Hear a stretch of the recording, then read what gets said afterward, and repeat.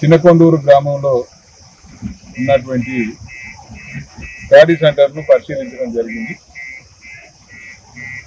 ఇక్కడ చూస్తే చెప్పుకొని మురిసి చూసేసినట్టు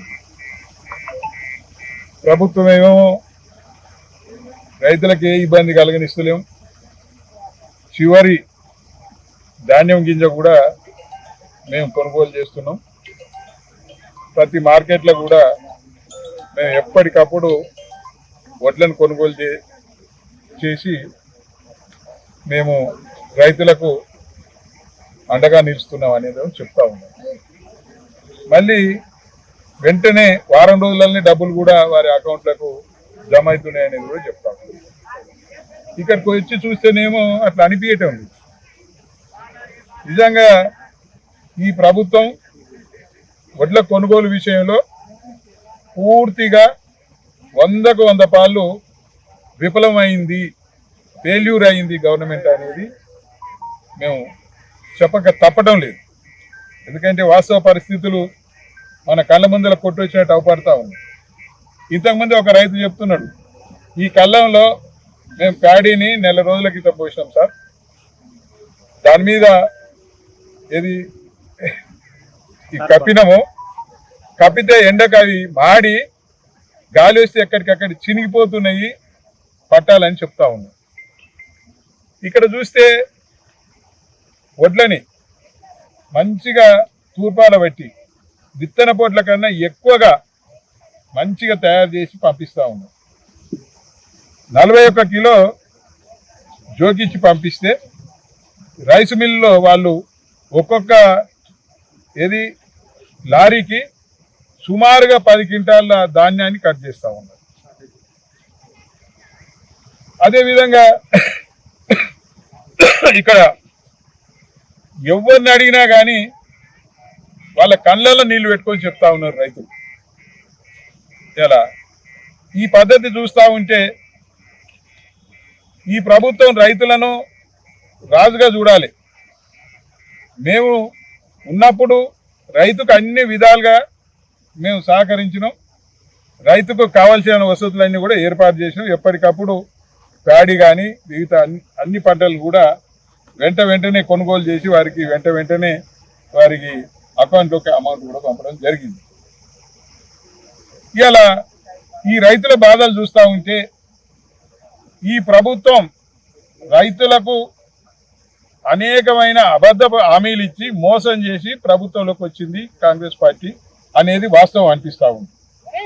ఎన్నికలప్పుడు హామీలు ఇచ్చిర్రు రైతులకు, ఏ బాబు వెనక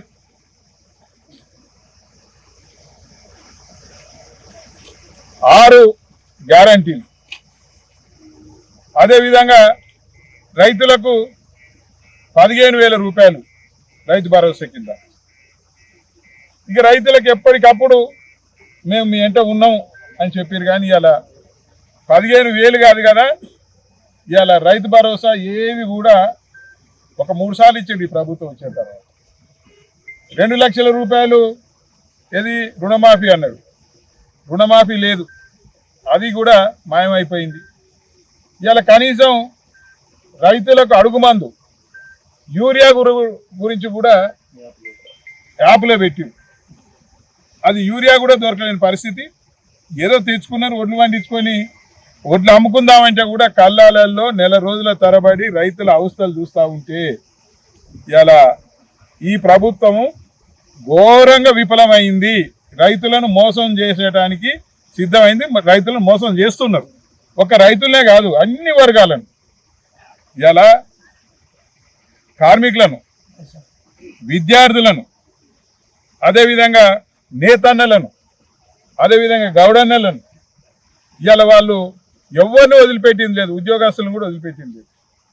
అన్ని వర్గాలను మోసం చేసింది. కానీ వాళ్ళు ఇవాళ సంతోషపడతా ఉన్నారు. ఇవాళ ప్రజలు బాధపడతా ఉంటే మేము ప్రభుత్వంలో ఉన్నాగా మాకేంది అని రాక్షసానందం పొందుతూ ఉన్నారు. కానీ ఇవాళ 2 విషయాలు మాత్రం వాస్తవం. ఇవాళ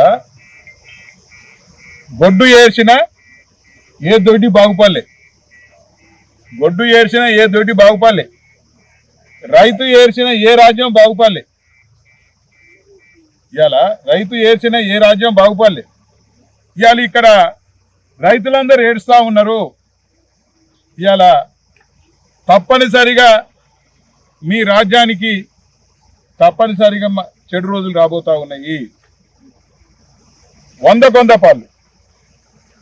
ఇవాళ మీరేదో ఫ్యాన్ల కింద కూర్చొని గాలిలో తిరుక్కుంటానో ఏదో మంత్రులం అయినవానో ఎమ్మెల్యేలు అయినవానో సంతోషపడుతూ ఉన్నారు. కానీ ఏ ఒక్క వర్గం ఇవాళ తెలంగాణలో కానీ ఏ ప్రాంతంలో కానీ సంతోషంగా లేరు. ఇవాళ ఇక్కడ ఎమ్మెల్యేని చూస్తే నాకైతే సిగ్గు అనిపిస్తా ఉంది. చెప్పే ఏం ఎక్కువ. ఉన్న ఎమ్మెల్యే ఎవరైతే ఉన్నారో ఆ ఎమ్మెల్యేకు ఈ ప్రాంత రైతుల గురించి పట్టింపు లేదు. ఇలా ఈ ప్రాంత అభివృద్ధి నిరోధకుడు, రైతు వ్యతిరేకి. ఏమనంటే నేను రైతు బిడ్డనే అని చెప్తాడు, కానీ నువ్వు రైతు బిడ్డగా అవపడటం లేదు. ఇలా రైతులు ఏడుస్తూ ఉన్నారు. ఏ ఒక్క రోజన్నా ఈ రైతులు ఎందుకు ఏడుస్తున్నారు, వాళ్ళ అవస్థలు ఏంది అని రైతులను కలిసి కానీ ఇటువంటి ప్యాడీ కళ్ళాలకు వచ్చి కానీ ఆ విషయాలను తెలుసుకుంటే నీకు అర్థమవుతుంది. నేనైతే ఒకటైతే చెప్పగలుగుతా ఉన్నాను, ఇవాళ రైతులు ఏడిస్తే రాజ్యం బాగుపడదు. ఈ ప్రాంతంలో రైతులంతా ఏడుస్తూ ఉన్నారు కాబట్టి నీకు రైతుల ఉసురు తగిలిపోతావు 100 పాలు. ఎందుకంటే రైతులను మోసం చేసి మొన్న అబద్ధ పునాదుల మీద ఎమ్మెల్యే అయినవు. అబద్ధాలు ఎన్ని రోజులు నిలువై?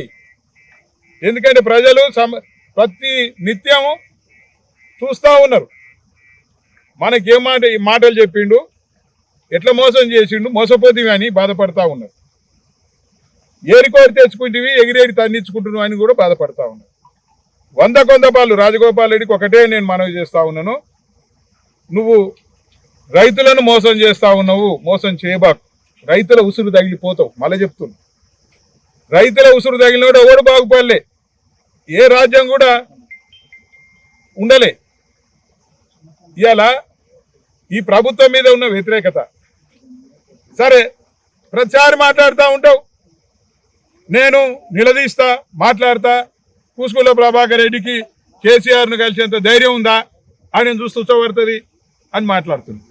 అయ్యా, నువ్వు ధైర్యవంతునివే, భీమునివే, కర్ణునివే, ఉత్తర కుమారుడివే. మరి నీ సీఎం దగ్గరికి పోయి నువ్వు మాట్లాడతలేవు ఎందుకు? నీ సీఎం దగ్గరికి పోయి రేవంత్ రెడ్డి గారి దగ్గరికి పోయి ఎందుకు మాట్లాడవు? రైతుల విషయం ఎందుకు చర్చించవు? రైతు బీమా ఎందుకు అడగవు? రైతు భరోసా ఎందుకు అడగవు?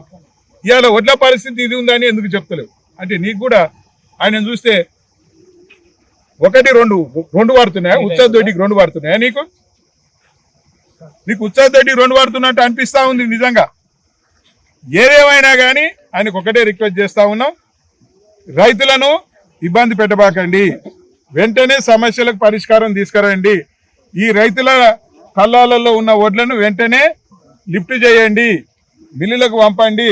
వెంటనే వారి ధాన్యానికి డబ్బులు వారి ఖాతాలో పడంగా చూడండి. ఇది మేము వారం రోజులు సమయం ఇస్తా ఉన్నాము. ఈ వారం రోజులలో ఈ సమస్యకు పరిష్కారం తీసుకురాకపోతే ఖచ్చితంగా వారం తర్వాత 5,000 మందితోటి ఈ నియోజకవర్గంలో మహాధర్నా ఈ ప్రభుత్వానికి వ్యతిరేకంగా రైతులకు మద్దతుగా మేము నిర్వహించబోతా ఉన్నాము. మీ మెడలు ఉంచబోతా ఉన్నాం.